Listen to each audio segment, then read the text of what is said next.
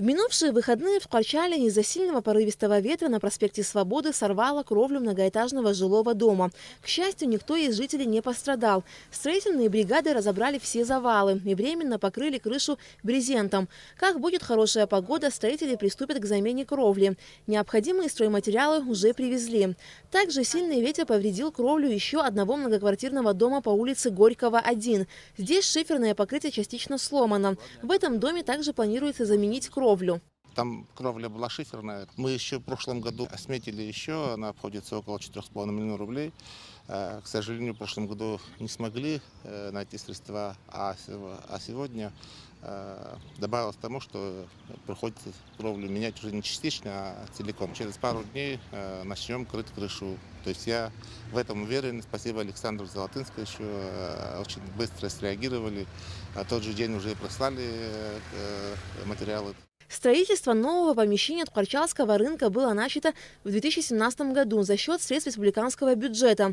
На это было потрачено порядка 10 миллионов рублей. На рынке предусмотрено 100 мест. Однако строительные работы до сих пор не завершены. По словам главы района Исидора Дочья, необходимо исправить недочеты, совершенные при строительстве. Дополнительно нам пришлось сделать смету на 3,5 миллиона рублей, и то эта проблема не решает. Нужно само строение, то, что строили, как-то построено очень интересно. Знаете, вот неудобно для самих жителей и для тех, кто там будет работать. Мы должны так сделать, так, чтобы не продувалось внутри.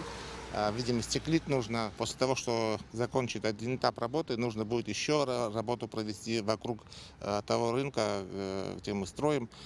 Там нужно снести все эти строения, которые стоят, уже ветхое строение.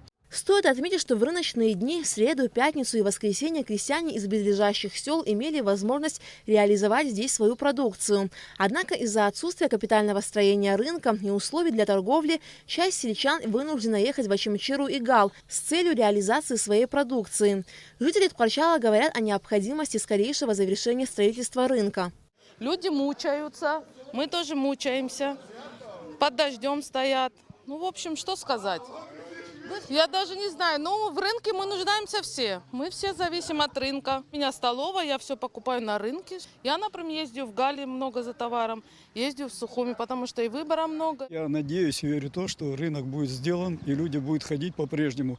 Я вам скажу единственную вещь, что до войны много было людей, рынок был переполненный. Но сейчас просто вам скажу, что жители Беди иногда приходят пешком, приносят сюда продукты питания, сыр приносят и одновременно продукты питания. Еще один очень важный объект в Кварчале – центральная районная больница, строительство которой было начато в 2017 году. Изначально общая проектно-сметная стоимость всех работ составляла 250 миллионов рублей. Но затем еще дополнительно были отпущены средства для исправления недочетов и строительства прачечной, столовой, морга, пункта скорой помощи. Сейчас строительство идет к завершению. Ткварчалская ЦРБ обслуживает не только город, но и еще 11 сел. И капитальный ремонт больницы является очень значимым событием для всего района. Часть идет к завершению. Долго строим, конечно. Очень много переделать пришлось. Около 58 миллионов дополнительно тоже пришлось финансировать. На сегодняшний день мы можем сказать, идет к завершению. Я надеюсь, конец месяца это для города будет огромное значение иметь.